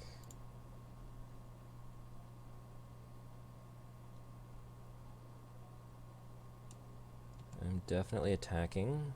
And then I'm making a large Stormcoil Serpent. Which is going to be 1, 2, 3, 4, 5. It's going to be big. 1, 2, 3, 4, 5, 6, 7, 8, 9. 2, 3, 4, 5, 6, 7, 8, 9, 10. 10, 11.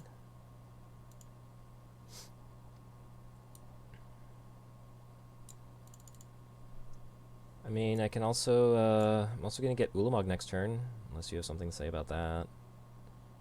I wonder if I should not tap an Elvish Mystic. You only have one creature that can attack, and my Stonecoil Serpent can hold it off. You're just going to take 10, okay.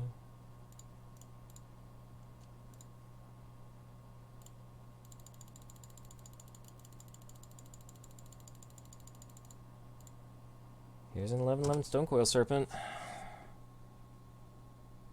Do you have anything to do? No? Okay. What are you doing? Eternal Blaze 616? Do you have any, like, decks listed or something? Reptile House deck?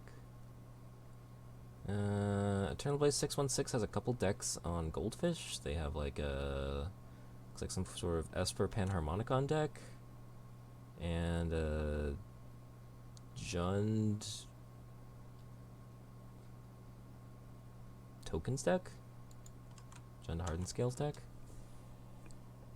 I don't know.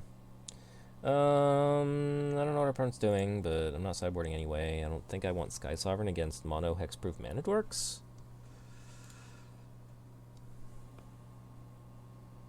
This hand doesn't do anything until turn 4. Seems pretty bad. I think we'll mulligan. This hand is fine. We're play like Mana Dork on turn 1, Mana Dork on turn 2. Yeah. I actually don't know what we put back here. Ooh, it's actually tough. It actually feels like Nykthos. No, that's stupid. We can put a Forest back, because we can go Forest Mystic, Nykthos Visionary. Yeah, that's fine. Put a Forest back.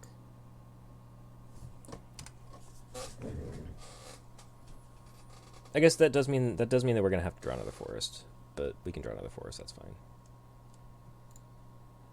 Forest Mystic.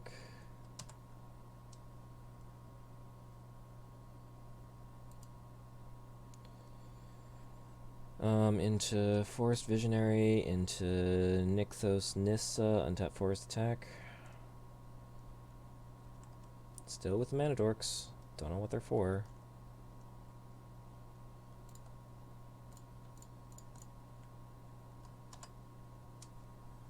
I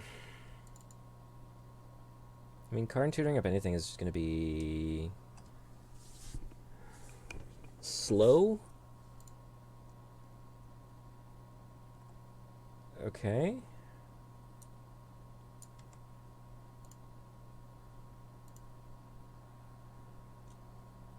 Whiff.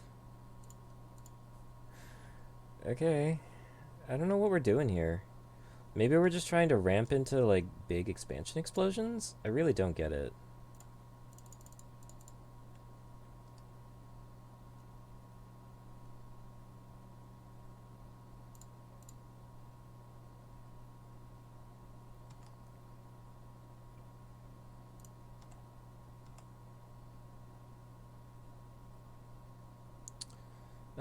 Do I want to play Oath of Nissa here?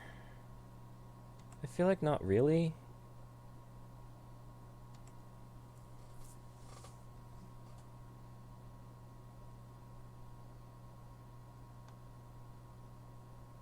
Nykthos is going to tap for 4 mana. Okay. Is it Neoform? Is it Eldritch Evolution? Okay. So we're getting a pair of 4-drops. Yeah, so I think this was sort of the Neoformish deck I was looking at before. Oh, okay.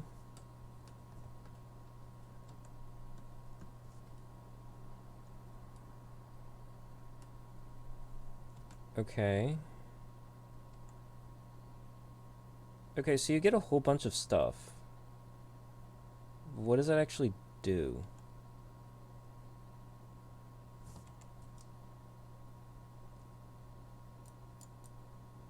What did you control get +1/+1? Okay. Okay, well, I understand now. I understand.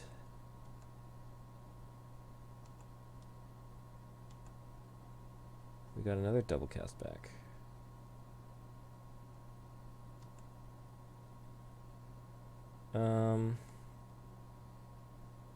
They don't have... Oh, they do have haste. What gave them haste? Okay, okay. Cool. Well, that's a deck. I don't think Damping Sphere even works against that. They're not casting the spells, they're just copying them.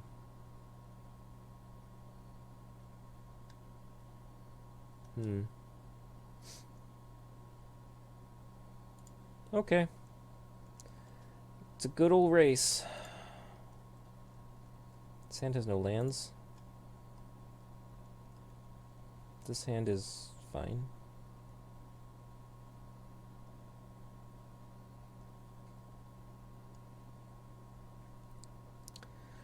There's just nothing I can do about that preemptively, I don't think. Besides just beating my opponent's face in. Keep. Pitch.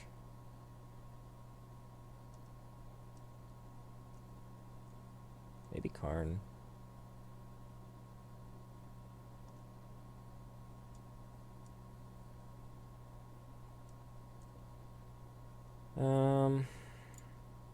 Yeah, I think Karn.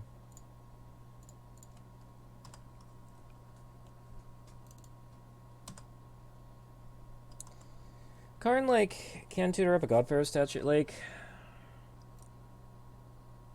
That makes it harder to go, like, double cast Eldritch Evolution, right? Instead of having 5 mana, you need to have, like, 9.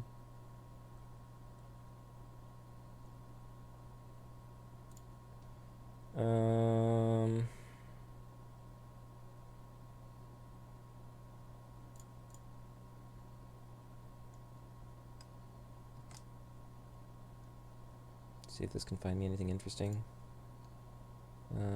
Found me some interesting things. I can't cast them this turn.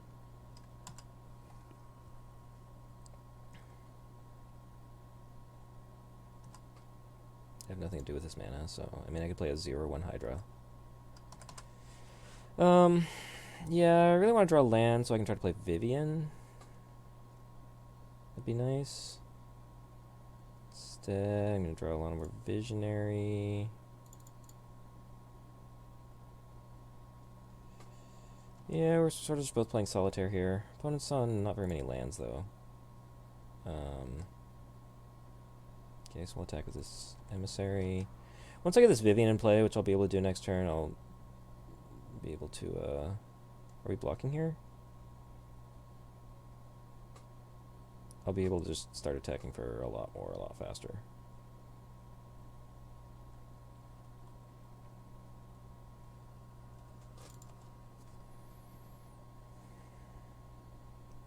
That is a cool deck, though. No,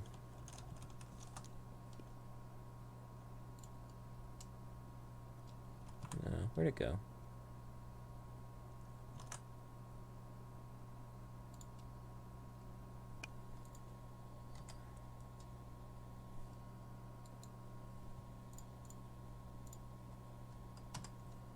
Yeah, so I was looking at this deck earlier.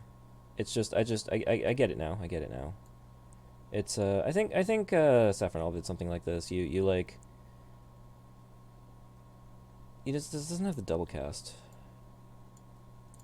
I can just pass priority here, right? Yeah. It doesn't have the double cast, but you're supposed to, you're supposed to, like, I guess in this version you like Neoform Expansion Explosion. But then you get the Narumeha, which copies the original Neoform, and then you get all your Spark Doubles that copy the Neoform, and then you finally get something that gives everything haste, which this version is lacking. But yeah, that's what the deck is trying to do. Saffronal definitely did something like that.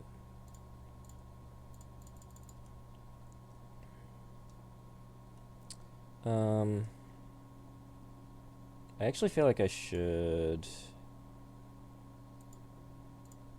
kill this Paradise Druid now.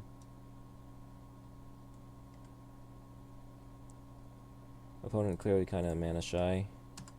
And also if they don't have creatures, then it's harder for them to Neoform properly. Maybe I should have like Voracious Hydra instead. Just kind of wanted to get the Vivian down.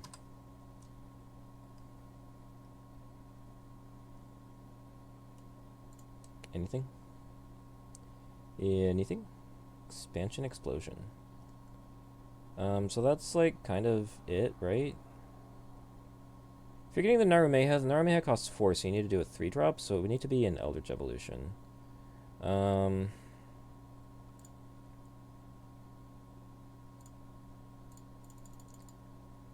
think we need to do this, to play this, to fight the Augur. Done.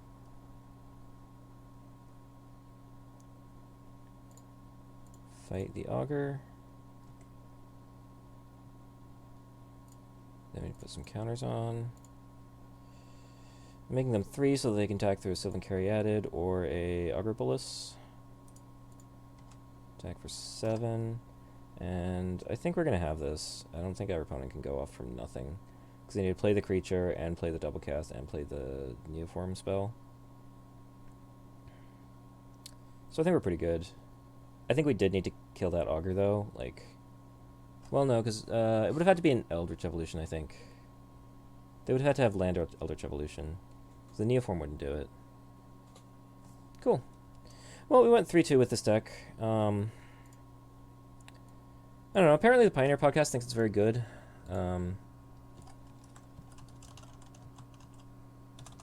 Pioneer podcast. It doesn't seem to be up here yet. Is it on here? I got an email saying that it was posted to their Patreon. Yeah, here. I just don't want to show my email on stream. You know, Pioneer Podcast, MonoG Walkers is tier 0. So, I don't know. I guess I'll have to like look at or listen to this and see if this is like the same list. Maybe it's a slightly different list, but I mean this is I think just MonoG Walkers. This was fine. I didn't think it was great or anything, but I don't know. I trust the Pioneer podcast a bit more than I trust my own thoughts. So, but anyway, this was MonoG Walkers. It felt okay. I still feel like you're really relying on a lot of synergies that just aren't always going to come up. Just not always going to be able to find them together, but when it works, it works. I also just love having access to Wishboards. Karn is a huge favorite card of mine for that reason. You can get whatever you need. And I do think probably a lot of the reason that I feel like the deck is weak is just because I haven't really learned it yet. I can tell that there are a lot of situations where I'm like, I'm really not sure what I'm supposed to get with Karn here. I think a lot of times I just sort of defaulted getting a Stonecoil Serpent and just making a big Stonecoil Serpent, or like not even necessarily big, but just like, you know, 3/3 or 4/4 or whatever I could at the time. I'm not sure that's right. Maybe the vehicles are better than I'm giving them credit for. Kind of hard to say. But this is a deck that it's second on the current MTG Goldfish breakdown. And I went 3-2 with it, so didn't do too badly. Still, me personally, definitely more interested in Niv to Light that I played earlier today. But if this deck is your thing, I think you can also have a lot of fun with that. So that's MonoG Planeswalkers.